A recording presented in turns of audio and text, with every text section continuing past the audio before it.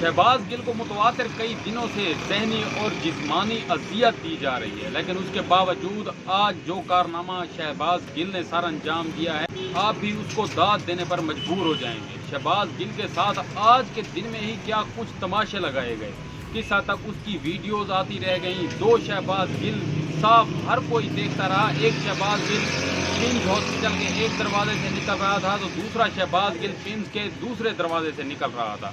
इस हद तक तमाशे लगाए गए, उसको ज़हनी अजियत दी गई, उसको जिस्मानी अजियत दी गई, इस हद तक टॉर्चर किया गया, उसके नाजुक अज़ा को करंट लगाया गया।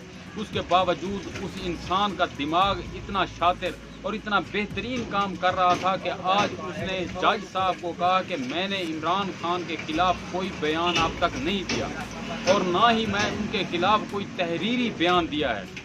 अगर इसके बाद मुझसे कोई ज़ोर ज़बरदस्ती या टॉर्चर करके कोई भी बयान लिया जाता है तो वो मैं मजबूर हूँगा, उनके टॉर्चर से तंग आकर या उस अजियत से तंग आकर देने पर मजबूर हो जाऊँगा। वो हरगिज़ मेरा बयान नहीं होगा। इस बयान ने शहबाज गिल को बहुत बड़ी ताकत दे दी है। अब शायद वो इसको टॉर्चर भी ना करें, अगर करें भी सही, कुछ उगलवाएं भी सही, तो जो कुछ भी वो उगलेगा तो वो पहले ही कह चुका है कि वो मेरा बयान नहीं होगा। ये किस हद तक टॉर्चर करेंगे?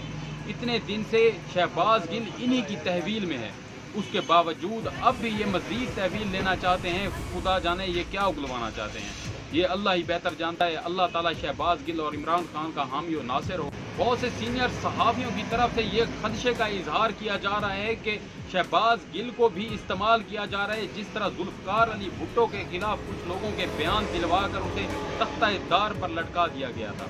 लेकिन अगर इनकी ये भूल है तो इस बार याद रखें कि टक्कर के लोग मिले हैं, आप हरगिज़ ऐसा नहीं कर सकेंगे। पिछली रात भी आपने आजमा लिया है कि इमरान खान का सिर्फ गिरफ्तारी का खदशा था और पूरा पाकिस्तान सड़कों पर निकल आया और पूरा बनी गाला आवाम से खचाखच भर गया, यहाँ तक कि बनी गाला की तरफ जाते हुए रास्ते तक ब्लॉक हो गए। इतनी आवाम थी। आप किस किस को पकड़ेंगे, किस किस को गद्दार करार देंगे, किस किस को तख्ता-ए-दार पर लटकाएंगे?